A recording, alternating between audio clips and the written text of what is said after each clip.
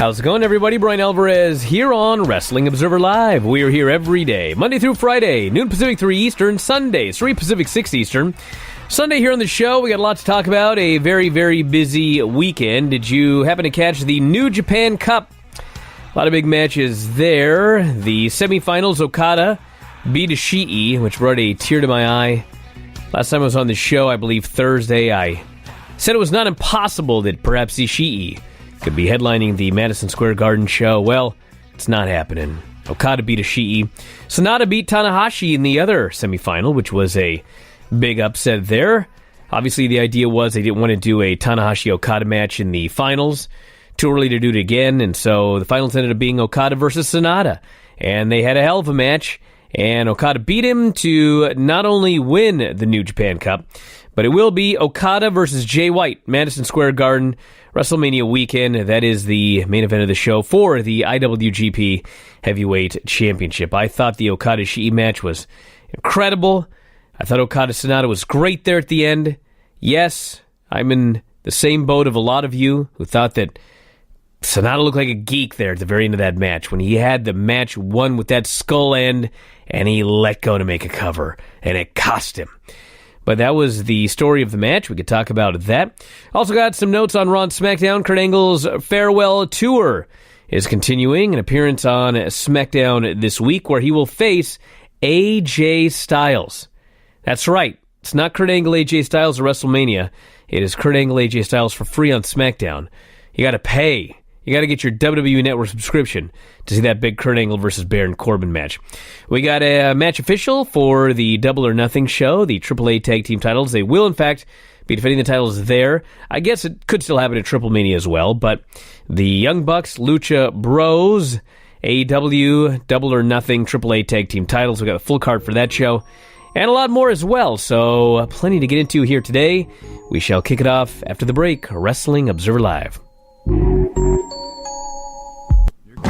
Back here on the show, Bryan Alvarez here, Wrestling Observer Live. Mike Sempervive, also of WrestlingObserver.com. A lot of news to get into here today. We're going to talk about Raw, SmackDown, WrestleMania, whatever's on your mind. But obviously the New Japan Cup, we do have a winner. It is Kazuchika Okada. He beats Sanada to win the tournament, facing Jay White, Madison Square Garden for the IWGP Heavyweight title. And Thursday on the show, as we were leaving, I said, I don't think it's impossible that Ishii might get that championship match. And my argument was, if you look at all of the New Japan shows they've run in the U.S., still hasn't been that big-time, massive, blow-away main event match that they have given us. They saved that stuff for Japan. And it's not even a full New Japan show in Madison Square Garden. It's a New Japan Ring of Honor show. I thought, that's the big match. Okada Jay White rematch for the IWGP title. I mean, maybe they're going to save that one. Maybe we'll get Ishii challenging Jay White. After Ishii lost, I thought maybe we'll get Sanada challenging Jay White. I was far less confident in that one, but you never know. But it did in fact go exactly as most people expected it would. Okada beat Ishii in the semifinals, a match I adored with all of my heart. Loved that match. Sanada beat Tanahashi in, I guess, what you could consider an upset. He tapped him out to the skull end. And then the main event, Okada-Sanada, had a hell of a match, especially the last 5-10 minutes or so. And Sanada had the man beat. He had him unconscious in the skull end. The ref raised his arm once. He raised his arm twice. And Sanada let go and covered him. Quite frankly, like an idiot. He went up top for that moonsault. Okada moved. He crashed and burned. Did a couple of other near falls, and Okada beat him. He's going on to face Jay White at Madison Square Garden. So I was sad to see Sanada make such a foolish mistake. But hey, Okada Jay White, the match everybody pretty much expected. That is the main event at Madison Square Garden for the IWGP title. Looks like there may be a title change there. Could be wrong. But that's the New Japan Cup update. Mike, any thoughts on the last semifinals and finals? Well, it's the match that should be. No matter what, it should be Okada, the star of the company, the ace of the company, the near future of the company, the now and the future of the company, he should be the one who stands upon Madison Square Garden and the great international expansion. You needed a face there. Whether that face was Tanahashi or whether that face was Okada, it had to really be one of the two. You didn't get Omega. That was the other face you wanted in there. You make do. You have Jay White there.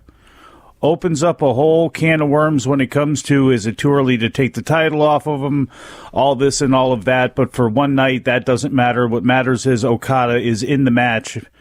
And I don't want to correct you, boss man, but if I recall correctly, it's not exactly what you said when you were leaving and signing off of here on Thursday. I believe you said, mark your words. You seemed very confident in that, and I was surprised at your confidence and your cocksureness in saying that you felt as though you were feeling that strongly in Ishii, and I wondered where that came from. Where did that urge come from? I said, mark my words.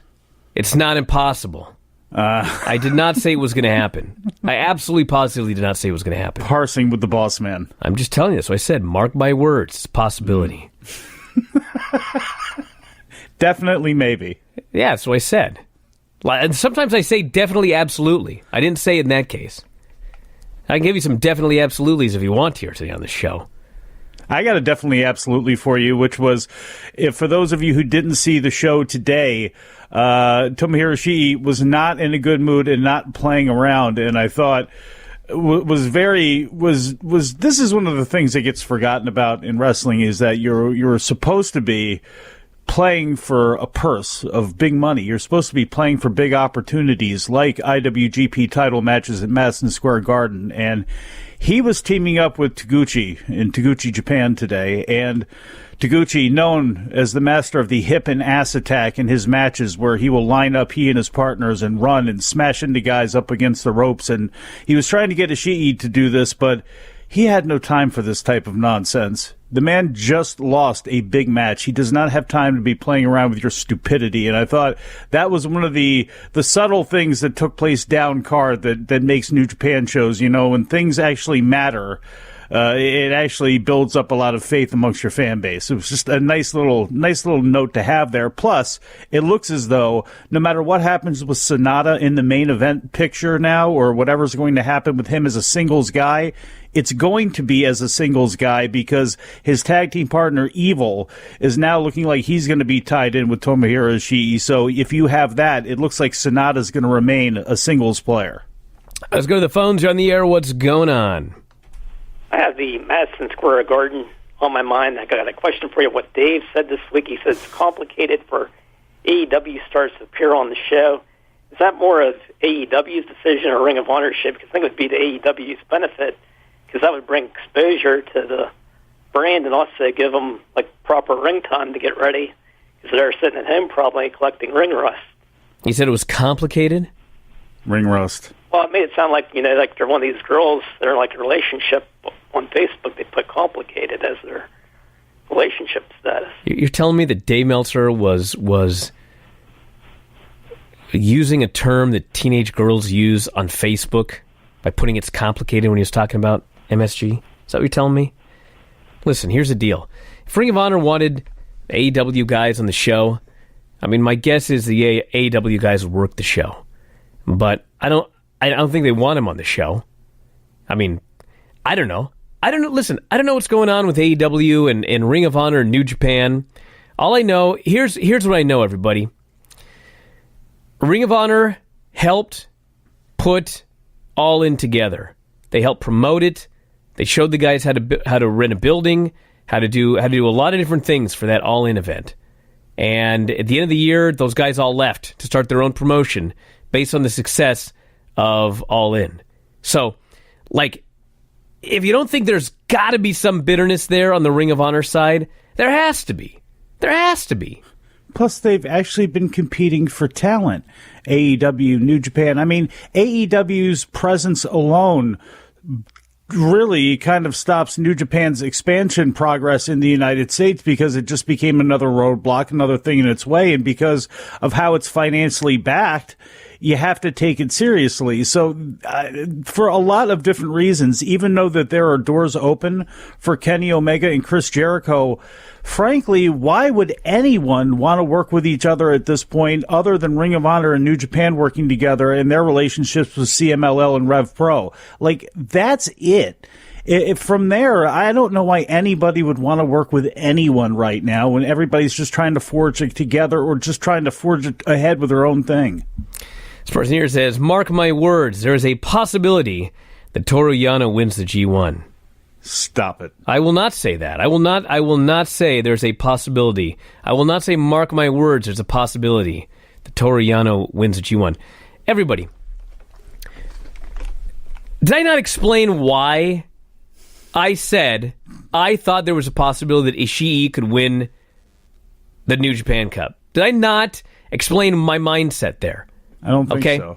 I did. I just did it again on this show here today. Okay. Every time they've come to America, every time, you always have fans that go, why isn't this that big blowaway show that we get at the Tokyo Dome, for crying out loud, or whatever? You'll always hear this from some fans about whatever lineup they give you, okay? Every single time. So, clearly, they want to expand into America, but they're saving their big-time matches for Japan. That's what's happened every single time historically, okay? So, I look back at history, I look at what they've done, and I try to extrapolate that into the future. Therefore, I thought, you know what? How long did they build up this whole Gedo, Okada, Jay White deal? Okay? I thought, you know what? There's a good chance they may hold this off and blow it off in Japan and not in America. I was wrong. But that's why I thought that. I look back at history. Back in a moment. Observer Live. Back on the show, Bryan Alvarez here, Wrestling Observer Live. Mike Sempervive, also of WrestlingObserver.com. This person says, I listened to what you said on Thursday. You did explain that you can see Ishii winning. You did not guarantee it, but you did think it was possible. Hey, listen. I'll tie this into some more news, everybody, okay? So, WWE has announced a Kurt Angle farewell tour that will include an appearance on this week's episode of SmackDown. They've announced that Kurt Angle will face AJ Styles this coming Tuesday night on SmackDown. It is being advertised as the final time that Kurt Angle will wrestle on SmackDown. Now, I can say, and I will say, I think there's a strong chance. What was the terminology I used the other day that everyone's getting on me about? Let me find it here. Well, mark your words. Mark my words. Was that what I said? I don't know. What other? There may have been more else. Okay, yes. Mark my words, everybody. There is a possibility that match won't take place. Okay? Now, I'll tell you what I'm not going to say. So hold on. With words hold on marked? A second. I'm going to tell you what I'm not going to say. God. I will not say, mark my words, CM Punk might show up on SmackDown. You want to know why? Because it ain't happening. There's no chance that CM Punk is showing up on SmackDown Tuesday. But I'm going to look back at the history of WWE advertising for SmackDown. And I can very confidently say, mark my words, there is a possibility that match ain't taking place. Based on history. That is educated speculation. Just like I had educated speculation that maybe Ishii could win the New Japan Cup and go on and face Jay White for the championship at Madison Square Garden. I know the intelligent listeners out there understand exactly. Intelligent listener, yes. Yes. Yes. Cheeky baby. These super intelligent listeners out there. Yes. Understand what I'm saying. So it's only the idiots that can't figure this out. Quote, mark my words, quote, remember what I said, quote, just cuz. This is basically... No, not just cuz. So why else do you Mike, say... are you one of these idiots? No, why I've got else do you educated say, mark speculation. Mark my words and remember what I said, this could happen. Yeah, mark my words. Okay, so I guess they're... Mark my duly words. noted, they're marked. There is a chance that Kurt Angle will not be facing AJ Styles at SmackDown. Why are you surprised that anybody's is busting your balls over this, though? You said mark your words and remember what you said, so they're reminding you what you said. Yes, I said there was a possibility. I was right. There was a possibility. Didn't happen. Let's go to the phones. You're on the air. What's going on? Hopefully this is a wildly intelligent listener. It's Kid Zombie from NorCal. What's going on, guys? That's questionable. Yes, Kid Zombie. Just wanted to...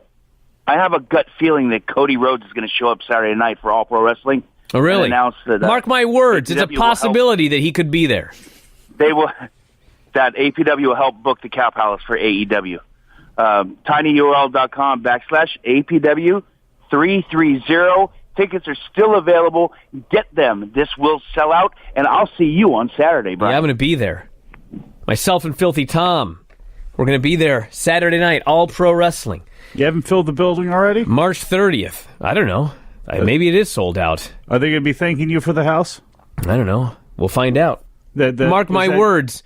It's going to be a fun time on Saturday night. Is that kid with the hair going to be there? That one I can guarantee. Let's look at the rest of the news right here. AAA Tag Team titles.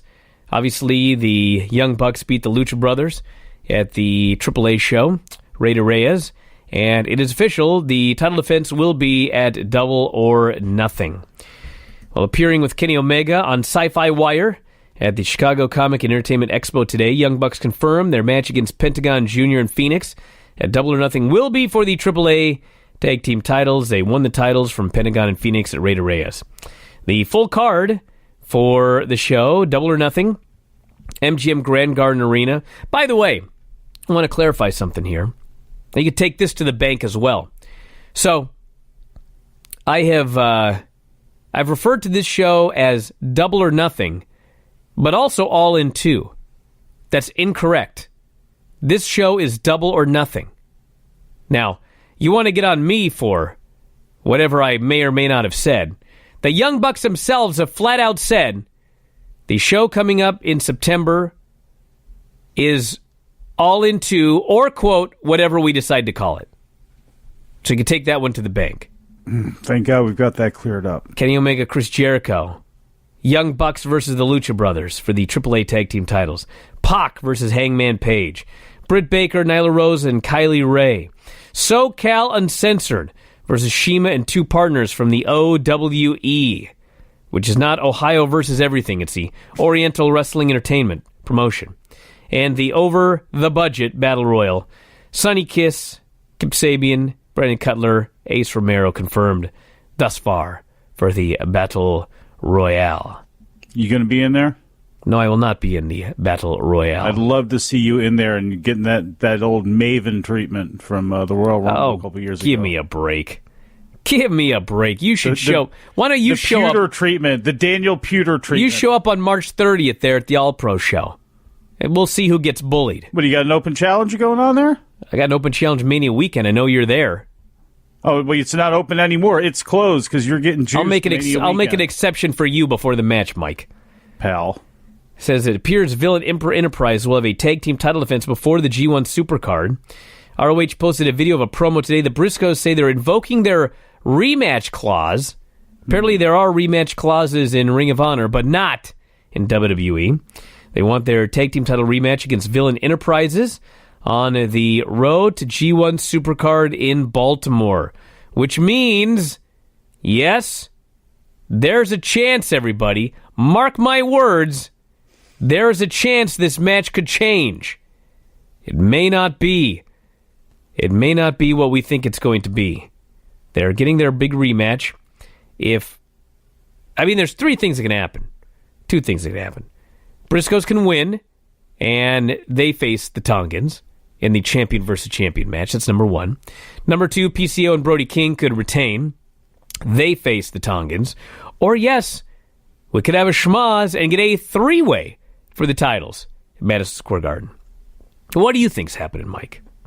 Or four, since we're playing fantasy booking, from the heavens, the air guitar explodes, and we see Kota Ibushi and Hiroshi Tanahashi walk to the ring and defeat both teams in the opener and then go on and defeat the Guerrillas of Destiny, and then they win the IWGP Tag Team titles and then throw them down at the end of the show and leave and go back to Japan. How's that for fantasy booking? Your fantasy booking sucks.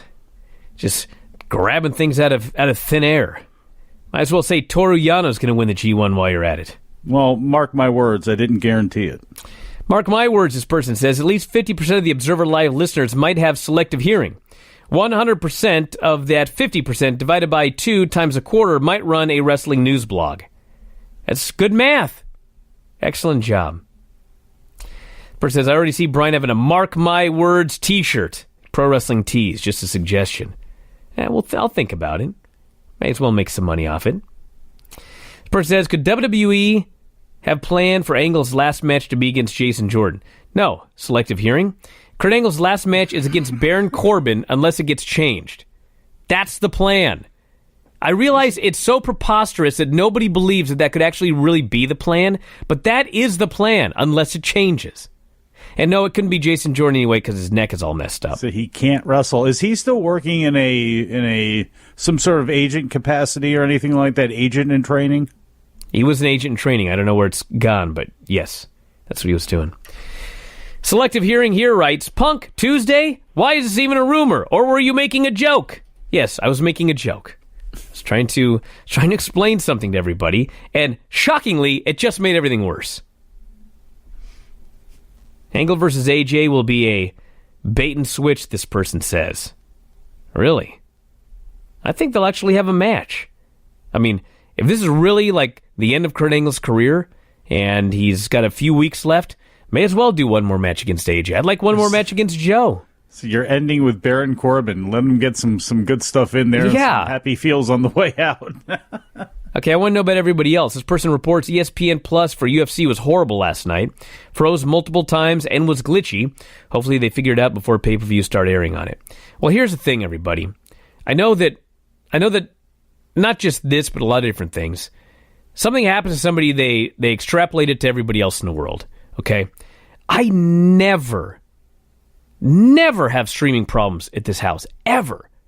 I have good, strong internet. The WWE Network, I never, ever have an issue. ESPN Plus, I've never had an issue. The Ring of Honor, when I stream through Honor Club, never had an issue.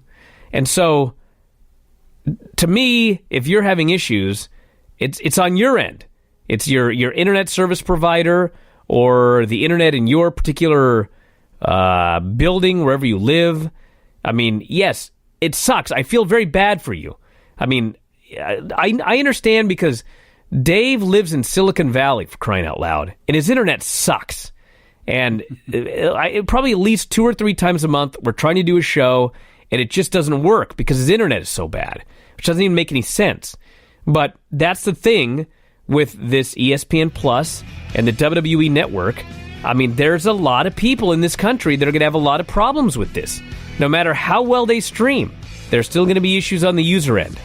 Back in a moment, Observer Live.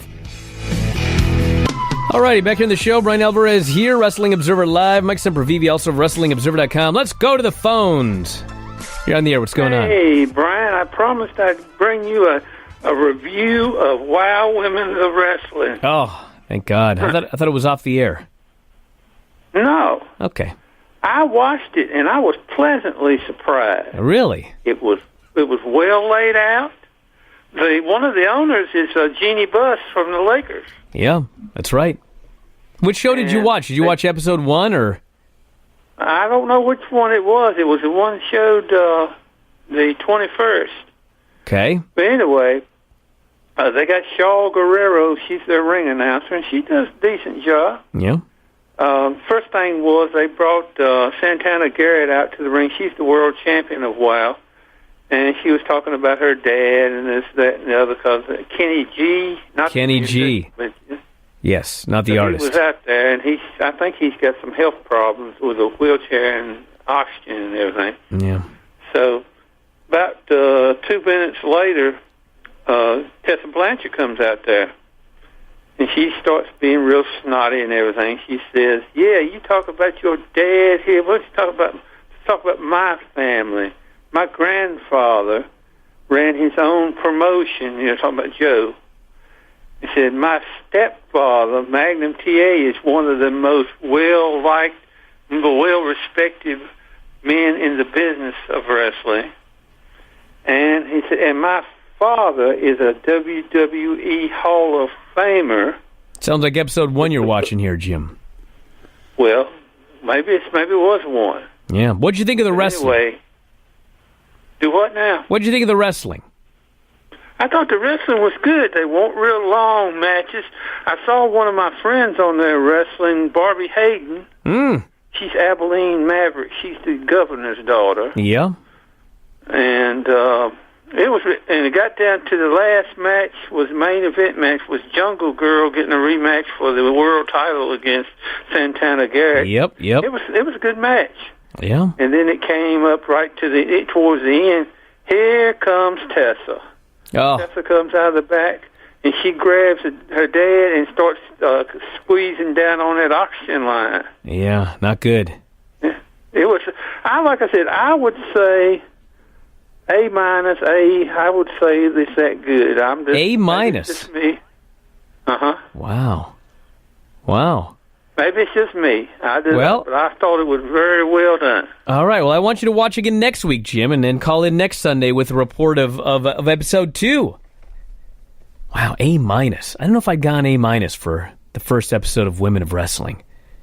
I'd say maybe a B-. Better than a C+. I don't know. I haven't seen it, so I can't judge. I just know Abilene Maverick's a great name. I don't know what for, but I know it's a great name. Yeah. That first episode of the show, I mean, I thought the wrestling, the matches were too long was the problem. Because there are still a lot of green workers there, and some of it was very choreographed. And well, you remember the Glow days, so how does it compare to the days of the Brute by Fabergé advertising on the mat and the Tina Ferrari under the spell? I need to go back and watch. I need to watch it again to really compare. I mean, hey, listen. The packages where they explained who the women were, the personality profile pieces were very good. They were very good. And the production's fine. And the girls that know what they're doing, like Santana, I mean, they're good. The ones who are green are very green. And, I mean, to me, like, if you've got green girls in there, then the matches should be shorter. And a lot of these matches just kept going and going and going. They got to fill an hour. So it was longer than it needed to be. But it wasn't horrible. I think a solid B-. Maybe even a B. There you go. This person here said, I had issues with ESPN Plus when I tried watching on my laptop, which is 5 years old, but my Roku stream was flawless. That's another thing. If you're used to watching through your wireless connection, I mean, if you set up a wired connection, you may have a much easier time watching whatever you're trying to stream. So that's something you can also try. This person notes EC3 losing on house shows to No Way Jose. I hear he is in the doghouse. Any idea why? I don't know. Got to remember that EC3 didn't come from Impact. I mean, the character did, but he was a WWE guy, and he was cut. And then he went to TNA, and he became EC3, and then he got brought back. And I don't know. Maybe Vince never really saw anything in the guy. That's why he cut him the first time. And he came back and he remembered who he was, and he still didn't see anything with him. I don't know. I mean, he's got a Vince McMahon physique for sure. He's a very good talker. They never let him talk, but he is a very good talker. And I can't really answer. So, I mean, here's the other thing I think about. No Way Jose on house shows, why should he be losing? Like, exactly. He should be coming out, dancing, beating somebody, and doing more dancing, and just letting everybody have a good time. It sucks to be the guy that has to lose to No Way Jose.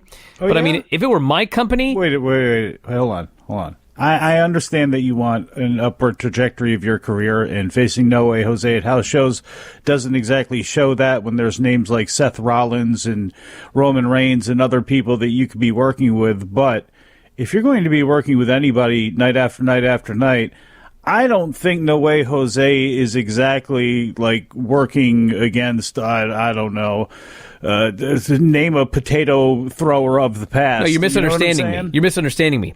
It sucks in the sense that everybody has to send emails asking why you're being buried and why your career is going nowhere. That's why it sucks to lose to No Way Jose. But like if I were getting paid big money and all I had to do was go out there and work the opener against No Way Jose every night and lose, I could not possibly care less. Yeah, especially because they're not killing you on TV. They haven't done anything with you exactly, but except for that one loss what you kind of debuted with against, who was it, Dean Ambrose.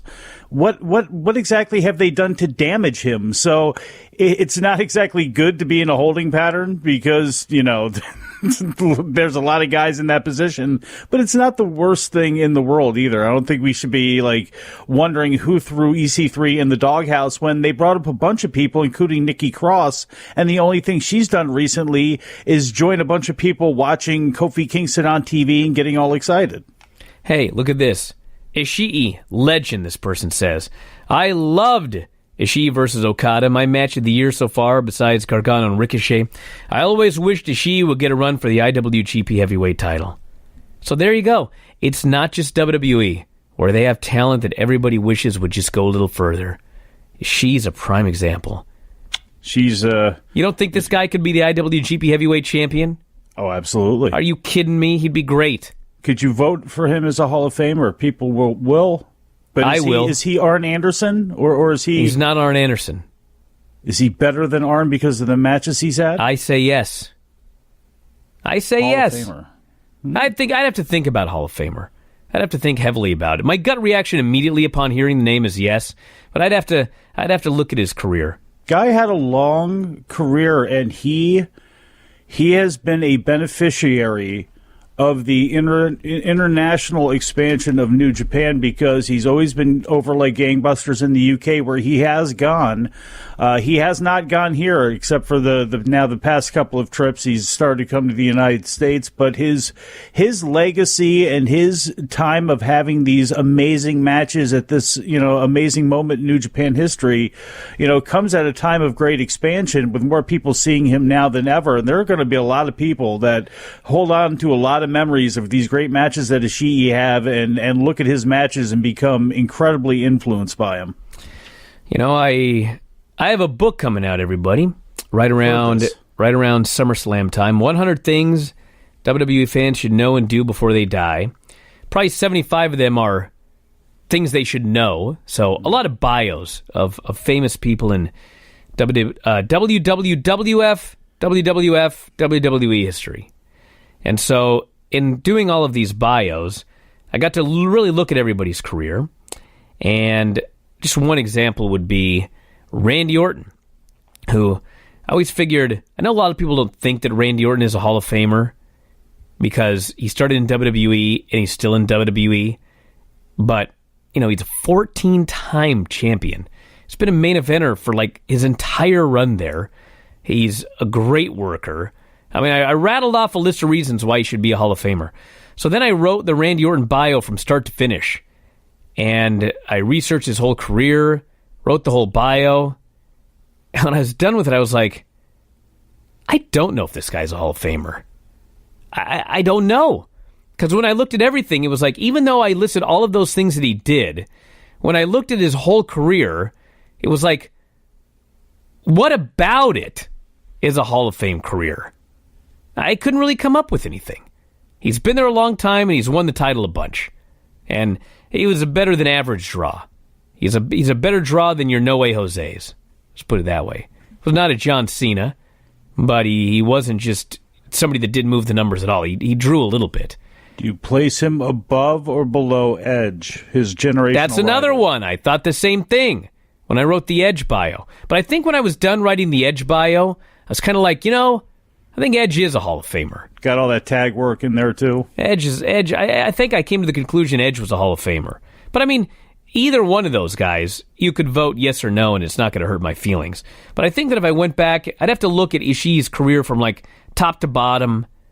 I mean, the one thing that he's got going for him more than anything else is for, like, the last 4 or 5 years.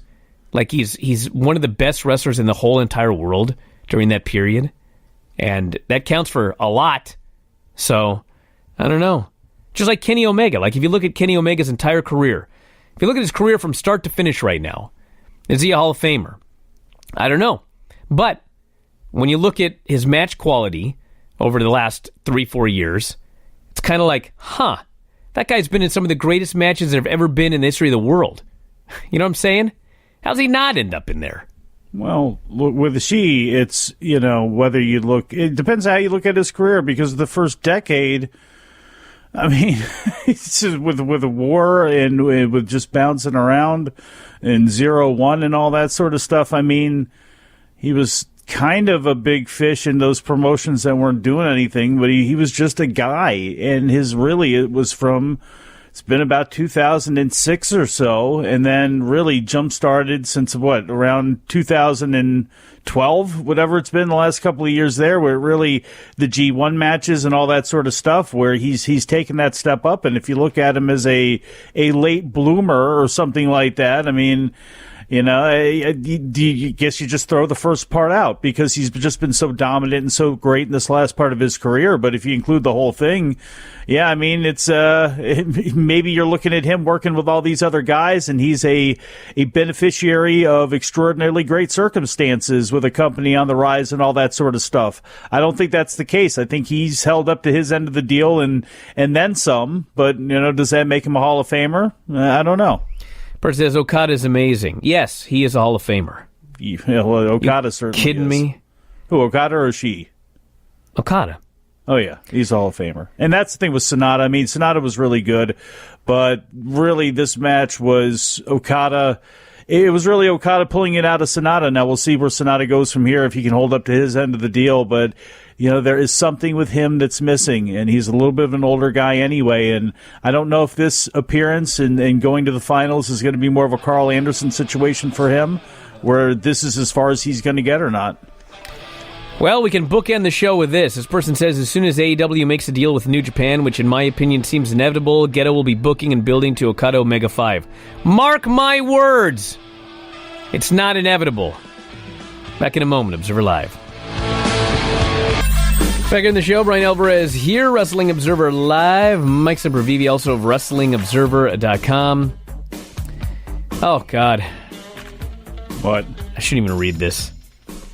Bryan, do you think WWE will have Hulk Hogan hand the title to Kofi Kingston at WrestleMania? It seems like something they would do to rehab his public image. That would be the dumbest idea I could even possibly think of for WrestleMania. Do you? No, I do not think that's going to happen. There are all sorts of reasons why I don't believe that will happen, but no, let's just shovel that one and let's move on. Person says, do you think Cyndi Lauper still has a shot at the WWE Hall of Fame this year? I can't take the suspense. I don't know. They need a celebrity, right? He notes that Kinky Boots, which is our Broadway show, closes Mania Sunday, which raises doubts. Well, that probably is making it not possible. She absolutely, positively should be in the WWE Hall of Fame. I realize the Hall of Fame is fake, and it doesn't matter who does or does not go in. Yeah. But like, if they're trying to have any credibility, Cyndi Lauper should be in that Hall of Fame. Absolutely. More so than some of the wrestlers they have in that Hall of Fame. Person says, with Kurt Angle retiring, who is the biggest missed opportunity to not have him wrestle? Oh, man, there's a lot of them. I mean, this year, John Cena. Yeah, John Cena, Joe. Has he ever wrestled Daniel Bryan? I have to think about this. I don't know if they've ever wrestled before. Well, regardless of if he has or not, it's still a missed opportunity when you go with Baron Corbin, so you can throw Daniel Bryan on that pile as well there, too. Almost anybody you can think of. I'm presuming this is not true. Thank God it's not. All right, we're out of time, everybody. I can't say anything on this show. We're out of time. We're here every day, Monday through Friday, noon Pacific, 3 Eastern. Sundays, 3 Pacific, 6 Eastern. We'll talk about all of the Raw and SmackDown previews tomorrow, all of the news. I'll be back later tonight with Vinny. It'll be the Bryan and Vinny Show talking NWA from 1988 and New Japan. Two very similar products. Vinny's going to watch some of the New Japan Cup tonight, so check it out there. And that is it from here. Thanks, Mike, as always, callers and listeners. Everybody in the studio, we'll talk to you next time. Wrestling Observer Live.